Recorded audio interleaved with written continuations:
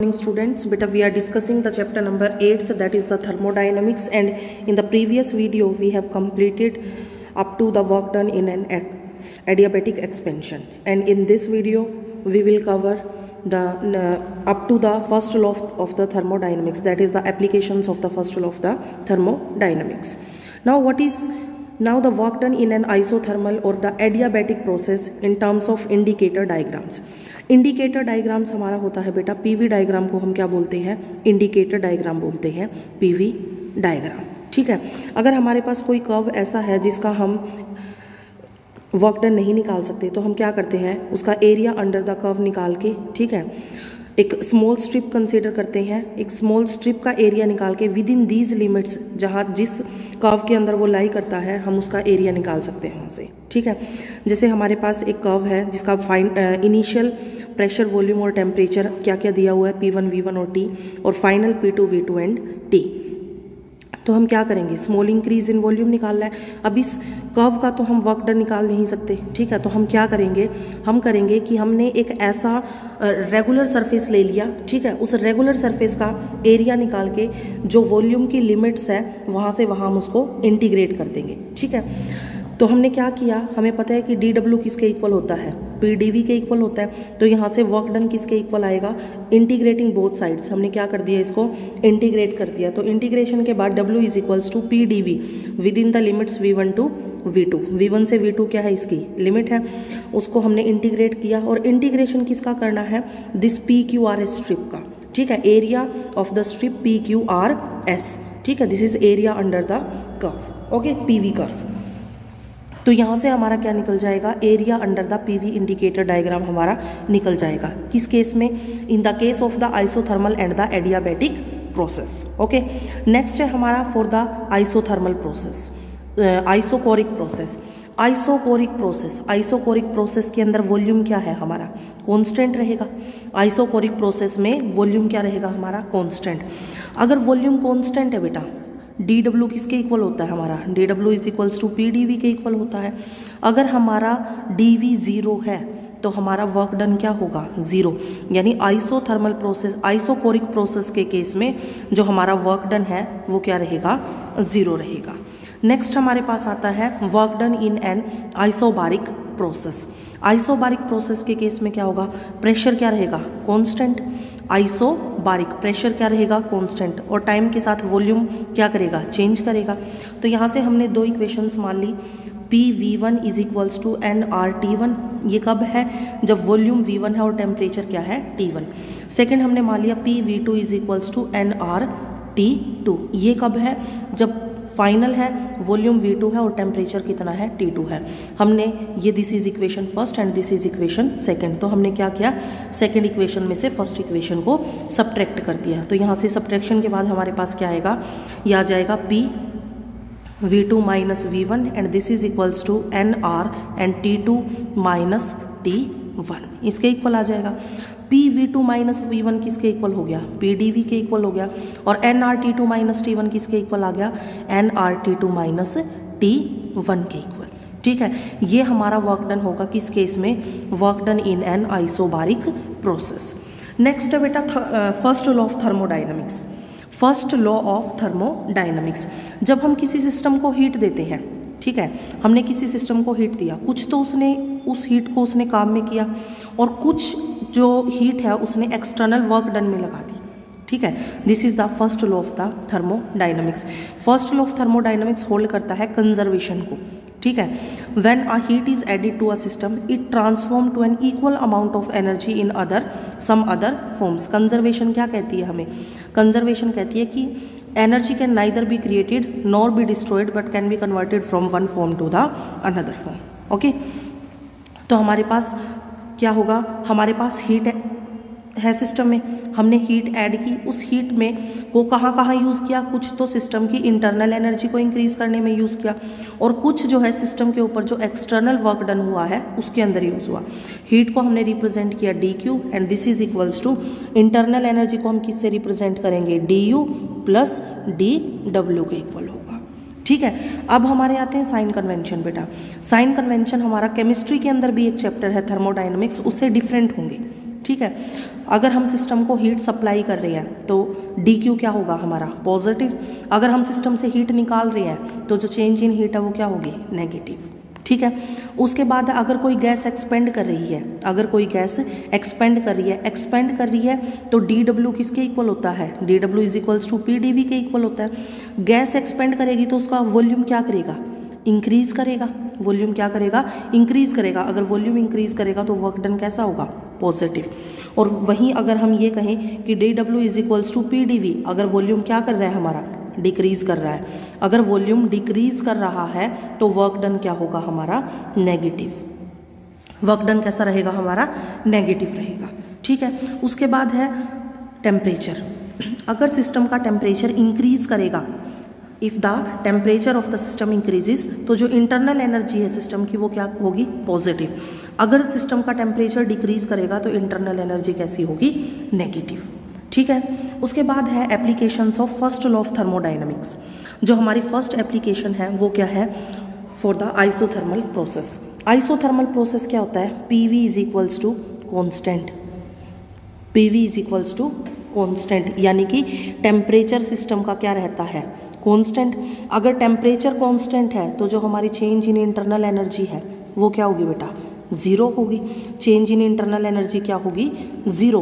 तो यहाँ से हमारे पास क्या आ जाएगा, D Q is equals to D W, क्योंकि डी यू क्या है हमारे पास, ज़ीरो है, ठीक है। यानी जो हमारा आइसोथर्मल सिस्टम है, आइसोथर्मल प्रोसेस के अंदर अगर हम हीट सप्लाई कर रहे हैं सिस्टम को तो वो सारी की सारी हीट किस कहाँ यूज़ हो रही है, work done against the external surrounding. यानी कि जो सराउंडिंग जो वर्क डन है सारा, मतलब जो सारी की सारी हीट हमने सिस्टम को सप्लाई की वो सिस्टम की इंटरनल एनर्जी इंक्रीज करने में तो यूज़ हुई नहीं है, तो वो सारी की सारी हीट कहाँ यूज़ हुई है, work done against the external surrounding, ठीक है। उसके बाद आता है हमारे पास एडियाबैटिक प्रोसेस।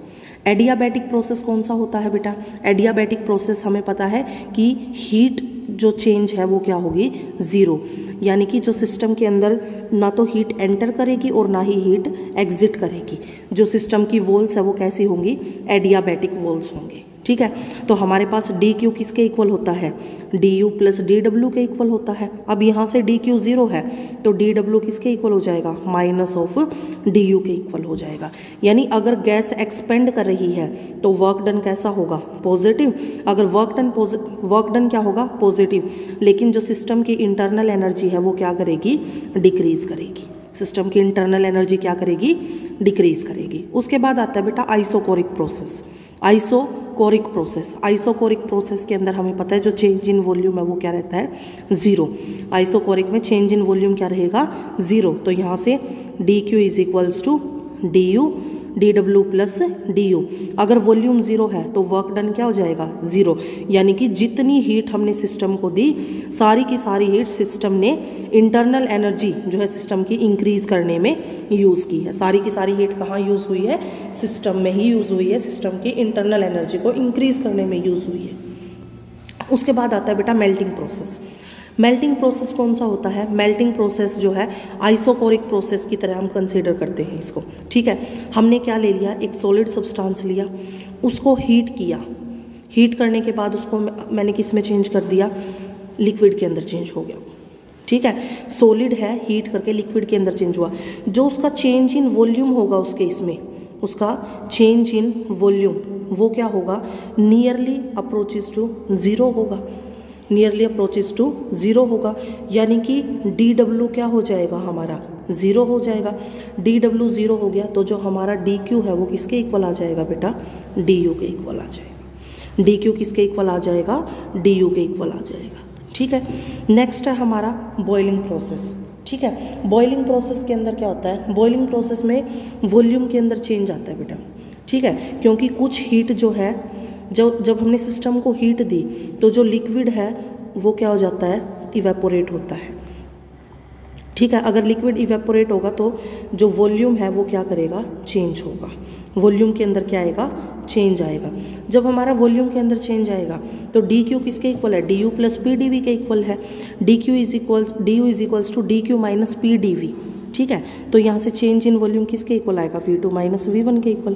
तो यहाँ से जो हमारा बॉइलिंग प्रोसेस है, बॉइलिंग प्रोसेस के अंदर du is equals to ml minus P V2 minus V1। यहाँ पे हमने जो dq है उसको क्या यूज़ किया है, this is equals to ml, क्योंकि जब स्टेट चेंज होती है तो हमारे पास क्या आता है, लेटेंट हीट ऑफ फ्यूज़न। ठीक है। उसके बाद है बेटा मेयर्स फॉर्मूला। नेक्स्ट है मेयर्स फॉर्मूला। मेयर्स फॉर्मूला क्या है, रिलेशन है दो स्पेसिफिक हीट कैपेसिटीज़ के बीच का, that is Cp and Cv। Cp क्या है, this is the specific heat at constant pressure, और Cv क्या है, specific heat at constant volume, specific heat at constant volume के इक्वल है। ठीक है। तो यहाँ से हमने क्या कंसीडर किया, हमने 1 मोल ग्राम जो है आइडियल गैस का कंसीडर किया, उसको सिलेंडर के अंदर फिट कर दिया। ठीक है। उसको हमने क्या किया, हमने क्या कंसीडर किया, 1 मोल ग्राम एक गैस का लिया, उसको किसी भी सिलेंडर के अंदर फिट कर दिया, और उस पर हमने लगा दी फ्रिक्शनलेस पिस्टन, यानी कि अगर सिस्टम का टेम्परेचर इंक्रीज होगा तो ये पिस्टन क्या होगी, ऊपर की तरफ शिफ्ट हो जाएगी। ठीक है। फ्रिक्शनलेस पिस्टन है, तो मान लिया ये जो है यहाँ तक चेंज हो गई, फ्रिक्शनलेस पिस्टन है। ठीक है। हमने क्या कंसीडर किया, इनिशियली हमने क्या किया, गैस को हीट किया कांस्टेंट वॉल्यूम पे, कांस्टेंट वॉल्यूम पे, यानी कि इसका वॉल्यूम चेंज नहीं होगा, जितना इसका वॉल्यूम स्टार्टिंग में है उतना ही वॉल्यूम इसका क्या रहेगा, बाद में रहेगा। ठीक है। तो dq किसके इक्वल होता है, Cv dt के इक्वल होता है। अगर वॉल्यूम कांस्टेंट है बेटा तो वर्क डन क्या हो जाएगा, 0 हो जाएगा। तो यहाँ से जो du है वो किसके इक्वल आ जाएगा, Cv dt के इक्वल आ जाएगा। ठीक है। सिमिलरली हमारे पास हम क्या करते हैं, कांस्टेंट प्रेशर पे, प्रेशर कांस्टेंट है तो dq डैश किसके इक्वल होगा, Cp dt के इक्वल होगा। ठीक है। dq किसके इक्वल होगा, Cp dt के इक्वल होगा। तो यहाँ से हमारे पास क्या आएगा, dq dash is equals to du dash plus dw। अब ये Cp dt क्या है, dq du plus p dv। ठीक है। तो यहाँ से हम du डैश की वैल्यू निकाल सकते हैं, तो Cp dt minus p dv के इक्वल आ गया। अगर सिस्टम का टेम्परेचर राइज करेगा तो दोनों की दोनों गैसेस में मतलब जो चेंज इन इंटरनल एनर्जी है वो क्या रहेगी, सेम रहेगी। सिस्टम की जो चेंज इन इंटरनल एनर्जी है वो चीज़ हमारी क्या रहेगी बेटा, सेम रहेगी। ठीक है। तो यहाँ से du और du डैश क्या हो गए, बराबर, दोनों इक्वेशंस को हमने क्या कर दिया, कंपेयर कर दिया। तो यहाँ से Cv dt is equals to Cp dt minus p dv के इक्वल आ गया। ठीक है। अब हम इसको ये कर दिया हमने, Cv dt minus Cp dt and this is equals to p dv के इक्वल आ जाएगा। ठीक है, माइनस ऑफ p dv। तो यहाँ से हमने क्या किया, इसको नेगेटिव कर दिया, इसको पॉजिटिव कर दिया और ये भी पॉजिटिव हो गया। यहाँ से dt को कॉमन ले लिया, this is equals to p dv। 1 mole of ideal gas के लिए जो हमारी इक्वेशन है pv किसके इक्वल होता है, rt के इक्वल होता है। इसको इंटीग्रेट किया, p dv is equals to r dt के इक्वल। p dv किसके इक्वल आया बेटा, r dt के इक्वल। तो यहाँ से हमने क्या किया, ये भी p dv है, ये भी p dv है, दोनों को कंपेयर कर दिया। Cp माइनस Cv dt किसके इक्वल हो गया, r dt के इक्वल आ गया। तो यहाँ से Cp माइनस Cv किसके इक्वल आ गया, r के। और यही हमारा क्या होता है बेटा, मेयर्स फॉर्मूला।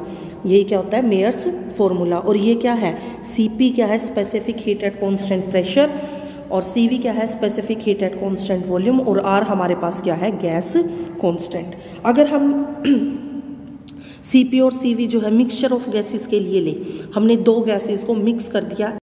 हम अब जो है Cp और Cv को for the mixture of gases निकालते हैं। मान लिया हमने टू गैसेस को मिक्सड कर दिया है। गैस A के लिए N1 नंबर ऑफ मोल्स है, Cv1 specific heat at constant volume है, एंड Cp1 जो है constant heat at specific heat at constant pressure है। ऐसे ही हमने गैस बी के लिए N2 नंबर ऑफ मोल्स लिए हैं। Cv2 हमने क्या कंसीडर किया, specific heat at constant volume, and Cp2 is the specific heat at constant pressure. उस केस में जो Cp और Cv की वैल्यू है for the mixture of the gases N1 Cv1 plus N2 Cv2 upon N1 plus N2। Similarly Cp कितना होगा, N1 Cp1 plus N2 Cp2 upon N1 plus N2। Okay, now the limitations of the first law of thermodynamics. क्या क्या limitations है। First law हमें ये indicate नहीं करता कि जो चेंज है सिस्टम मतलब प्रोसेस के अंदर वो किस तरफ हो रहा है। ठीक है, सेकंड है हमारा जो फर्स्ट लॉ ऑफ थर्मोडायनामिक्स है, हमें ये चीज़ नहीं बताता कि जो चेंज हुआ है, ठीक है, does not indicate the extent of change, मतलब कितना चेंज हुआ है सिस्टम, और मतलब हमने सिस्टम को हीट प्रोवाइड की, उसने कितना उसकी इंटरनल एनर्जी में चेंज हुआ है, कितना उसने जो वर्क डन है, मतलब सिस्टम के अगेंस्ट जो वर्क डन हुआ है उसमें कितना काम, कितनी हीट यूज़ हुई है, इन सब चीज़ों के बारे में हमें फर्स्ट लॉ नहीं बताता। ना ही हमें ये बताता कि जो ट्रांसफॉर्मेशन ऑफ हीट है, ठीक है, वो सोर्स से सिस्टम की तरफ हो रही, मतलब hotter body to colder body है या colder body to hotter body है। ठीक है बेटा, आज हम इतना ही करेंगे। Now after this we will continue in the next video. Thank you and have a nice day.